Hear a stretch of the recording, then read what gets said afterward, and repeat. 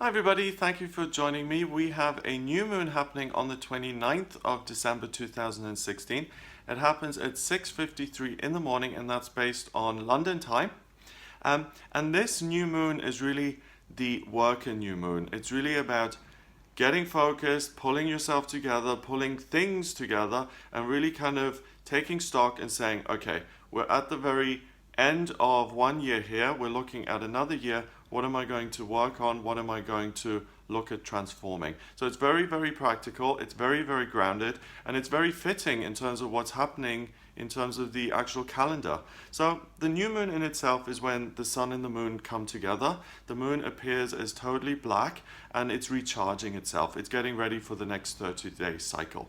And it pulls extra energy in to give it the energy to get through that cycle. And in this case, it's in Capricorn, so it's pulling in this energy of, the mountain goat.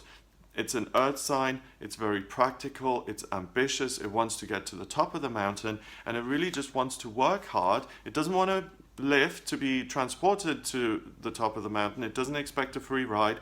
It wants to work, it wants to get busy and practical and use its skills to get to where it wants to go. So it's very much a sign that's independent. It's an energy that's very black and white. If I make an effort, I will get an outcome. It's very, very, very practical and very grounded. So that's what's happening. This energy is being pulled in. So you will feel that being pulled into yourself. The moon affects you, the way you feel. The sun is your identity. So there is an overall view of the world as this is a practical place where if I make a contribution, if I take actions, I will get a certain outcome. It's at 7 degrees, which is about mind and creativity. So that's where all of this is going to take place. In your mind, in your thinking, you're really going to think about things in a very down-to-earth way, and you're going to say, okay, this is my life. Whether it's a complete shambles or whether it's total bliss, you're going to be practical enough to actually see it for what it is and face reality and say, okay, what am I going to do with it? And what can I visualize and what can I see improving and what can I see happening and what can I do to make those things happen? So you're taking responsibility for your own life, which is wonderful. So the new moon happens at 7 degrees, but it's not alone in the sky. We've got Mercury sitting on top of it in retrograde, and we've also got Pluto sitting on top of it on the other side. So the moon is at 7 degrees in Capricorn. Mercury is at 6 degrees in Capricorn in retrograde. So Mercury in retrograde is not a bad thing here during this new moon because Mercury is the communication planet. It's the way you think. And in Capricorn, in retrograde, it forces you to look at things completely differently. It's like when you live in your house and you go to work every day, you become stuck in your little bubble. But when you go away for a week on holiday and you come back from the airport and you see your house, it's like, oh my God, is this where I live? You start to see it again for what it really is. And that's what Mercury does here. It allows you a fresh perspective, a new pair of eyes, looking at what you want to do with your life in 2017 and really seeing it almost as if for the first time. So you may feel a sense of disconnect, a sense of being kind of depersonalized from your own life. And rather than, sometimes people say, oh, I have all these successes, but I can't really feel them. I can't connect with them. And there's that kind of energy floating around during this new moon. It's not bad. It may feel a little bit uncomfortable or unusual, but try and embrace it because when you look at your life in this impersonal way, it gives you new ideas. Sometimes we need an outside objective opinion, and you bring that opinion to your own life.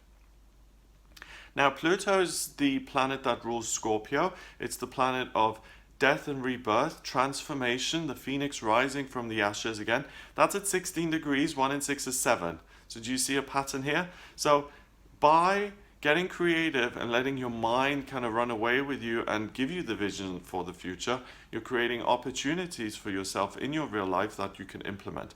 Pluto is about working differently, having extra energy, new life when it comes to your work, being more creative, more inspired, looking at what can be done, being open to things that may have seemed impossible and saying, well, it was difficult in the past, but maybe if I try again, I can really create something fabulous here. And that all of those 4 energies sit there in Capricorn saying, work, get busy, get practical, you can do it. And also the great thing about Capricorn is that it's often very it often carries with it a sense of well-being.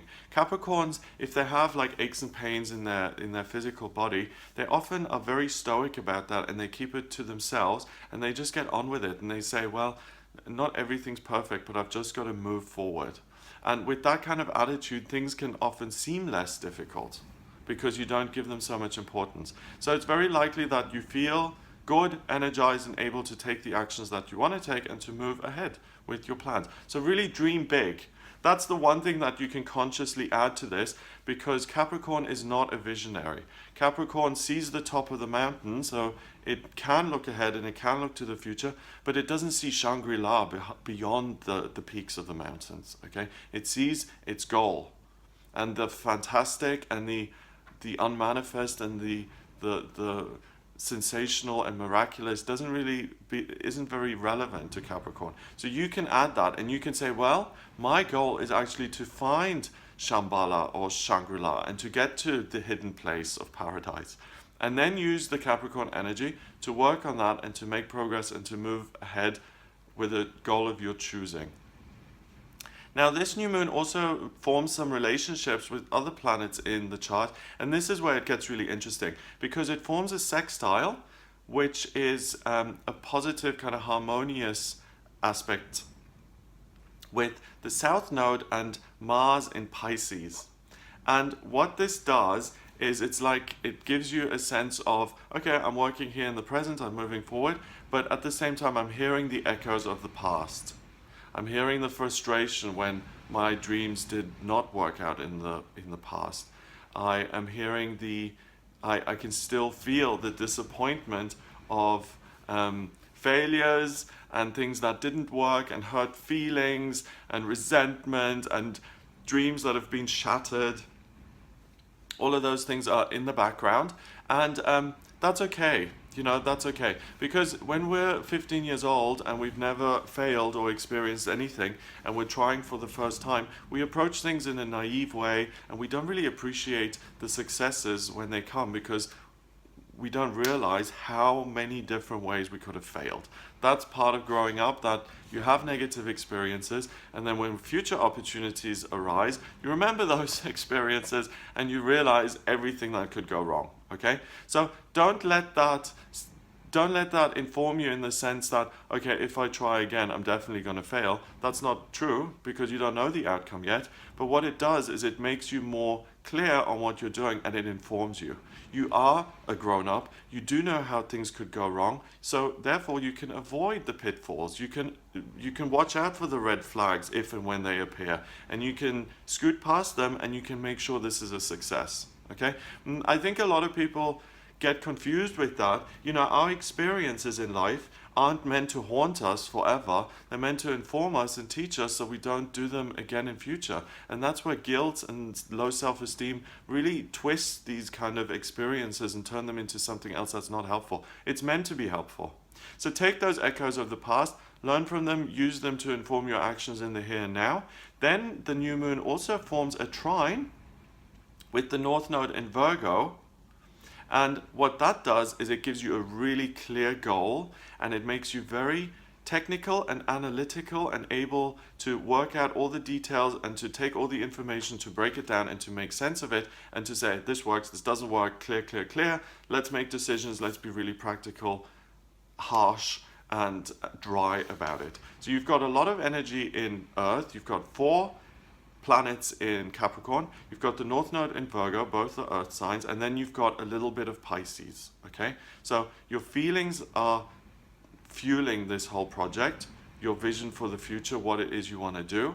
I don't want to do that failed, and I don't want to do that, but I still have a dream. Okay, and that doesn't feel blissful or joyful, but it's fuel that motivates and that can get you to move forward, because we all want to get somewhere in life. That's why we keep trying even when we do fail. The Capricorn energy will ground you to the extent where you can make plans, where you can do things, where you can get busy. And then that North Node really gives you a laser beam focus on what your goal is, what the light at the end of the tunnel is, and what you're trying to move towards. So hang on to that goal, hang on to that dream, and use all your practical energy in the here and now to sort it out, to schedule it, to build it in, to start the business, to get your partners together, to get the investors on board, whatever it is that you personally want to create, what you want to build. I think that can be a key word for this new moon here at the end of December. Let's call it the builder's new moon. This is you being the builder of your own life. And that laser beam focus, as long as you keep looking at that, the details, you'll be able to take care of the details in the here and now and pave the way to get you where you want to go. So it's a fabulous new moon here at the end of the year. It really is fantastic in the sense that it's perfectly timed. We're really jumping from one year to the next. We've got a new start symbolically via the calendar, and the astrology is providing us with a really nice solid foundation on which we can build that new start. It's perfect. So the stars must be aware of our way of splitting up time, because it's really helping us here in this sense. So I hope you have a wonderful start to the new year. I hope you really take 5 or 10 minutes during this new moon and just say, what do I want to do here? What do I want to build? Because the inspiration, you know, it doesn't take years to be inspired. It takes a second and an idea just pops in. So give yourself the headspace to receive those wonderful inspirations and ideas. Get busy, and really you start the year very, very well. It operates, you know, this new moon operates amidst other things. We've got Mars in Pisces here. That is not forward moving, that's inward looking, and that's examining your feelings all the time. Not a great start. Then we've got Mercury in retrograde, which continues to retrograde until the beginning of January, the first week of January. That's also not all systems go. In this case, it's helpful because it allows you to look at things differently, but it's not like, let's move it. It's about, let's step back and reevaluate, okay? So this new moon really mitigates those energies, and it allows you to really be strong and solid amidst circumstances that are less than 100% perfect, which is life. So make the best of that, have fun with it. I hope you have a wonderful start to the year. If you would like a private reading with me based on your horoscope, which I can draw up by looking at your place of birth, your date of birth, and your time of birth, then please get in touch with me via my website. It's gregoryscott.com. Click on the readings tab to order your reading with me there. Please remember to subscribe to this channel, and I'll speak to you soon. What feels comfortable, and Libra is about being able to create positive, harmonious relationships and building a bridge between you and other people. If you're single,